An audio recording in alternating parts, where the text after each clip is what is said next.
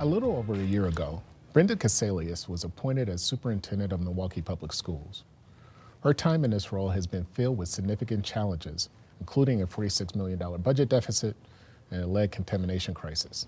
She joins us to discuss the district's current stability and her plans to improve literacy and close the education gap. Thanks for joining us on Black Nouveau. Of course, happy to be here with you, James. So, what has been your biggest challenges so far during your first year at MPS? Well, there's a lot of them. So it's been a difficult year, a little bit bigger than what I thought I was signing up for, but also incredibly worthy work on behalf of the children of Milwaukee.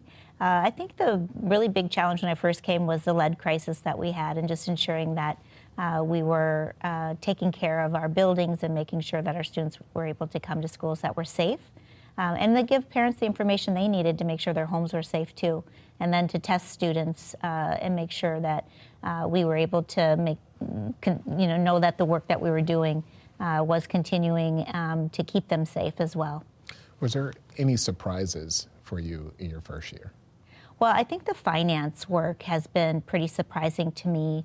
That's been an ongoing challenge at how deep the difficulties were within the finances, and so cleaning that up is a big deal. Also, that the technology systems didn't speak to one another was a surprise and a big challenge, I think, as well. And then, of course, we had the vacancy challenge. With the number of teachers, it was the Journal Sentinel who did a really good job of reporting on the vacancies and the real challenge facing not only Milwaukee, but really the whole state of Wisconsin. Let's talk about this $46 million budget deficit.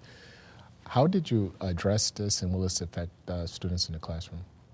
So, of course, we had to get our audits done first. So getting our audits done was a huge, big piece of it. Imagine not auditing your own household checkbook and knowing where your money is. We needed to know what revenues were coming in, account for that appropriately, and then also account for the dollars that were going out the door, and to control for overspending. And so because we didn't have those audited books, we didn't have line items cite to be able to make those decisions, to be able to put in place the controls. Now that we had the funding year 24-25 school year books all in the back burner, so to speak, we were able then to go and look at where did we have overspending. A lot of that was on salaries, nutrition, expenses, our transportation, overages on our health care costs and compensation and benefits to our employees. Important to do, but still cost a lot of money, and we need to make sure that we put those controls in place. One other surprise that I found was just the difference between what some schools had and what other schools had. So there were, I think this was kind of an open secret in Milwaukee about some schools got more resources than other schools, and we instituted a standard of care which looks at our class size, and we were able to bring down our class sizes in some of our early grades to ensure that kids have a great opportunity to learn to read, and then also balance resources because our central office was a little bit more staffed than our classrooms were staffed, and so that was really important for us in our fiscal health moving forward. One thing that you said you wanted to do when you first came here is get a lot of parental involvement. You had held listening sessions. Was that well attended, and what did parents tell you? Our first listening sessions were very well attended. We had 9 listening sessions starting in the summer, going into the fall. Then we attempted a new series of listening sessions. There were about 4 of them that we did, which were not as well attended. I was not attending those. I was having my staff and the academic superintendents for those areas in the schools attend those, and those weren't as well attended. So I think that people want to see me come out. They want to come out and speak directly with the superintendent. So we've kind of adjusted. So we did that for our 4 budget hearings that we did this past winter, and then we had good turnout at those budget hearings as well. So if I show up and I go out, people show up, but I do want to get the community used to my cabinet members coming out and talking with them more regularly too. Enrollment has dropped 30% since I was in school in 1987. That leaves a lot of schools half full. How are you going to address these schools that are half full? Well, prior to my arrival, the district had already started to tackle this problem with enlisting with a contractor and having them come in and work with the community. And they had an advisory group that looked at the utilization. They walked all of our buildings and gave us some really good data about the utilization rate and how many students are in the school, what the cost and the ages of the school, what the deferred maintenance was, and really what your return on investment was for keeping that school open. And they came with a list, a pretty large list of schools. I think it's somewhere between 10 and 17 schools, where they were looking to close them or merge them. And but most of them were in the Black community.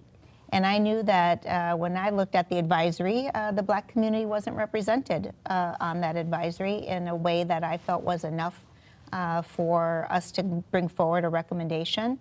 They also brought forward then later, after bringing some of their initial recommendations and getting some of that feedback, some investments that you could do. You could do an investment strategy. So I chose to bring that forward, and we have 4 schools in the 53206 neighborhood where we are making some major investments, about $20 million worth of investments, hoping that we can get out there, talk to the community, and they'll send their kids to these new schools, or these schools that are newly renovated and also have additional staffing in them. Right. In April of 2024, voters approved a $252 million budget for MPS. How was that money spent? And in hindsight, was that enough? So they spend that money on art, music, and PE for the operating cost to buy art teachers, music teachers, PE teachers. And that money is used, and we have also used that this coming year as well.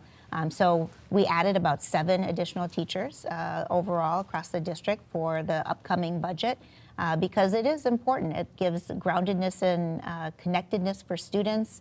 It helps celebrate culture. It builds good school climate and good school spirit and connectedness and peer relationships and adult to student relationships, brings the community into the school, vibrancy. And so those are just wonderful ways to give back, and I'm so grateful.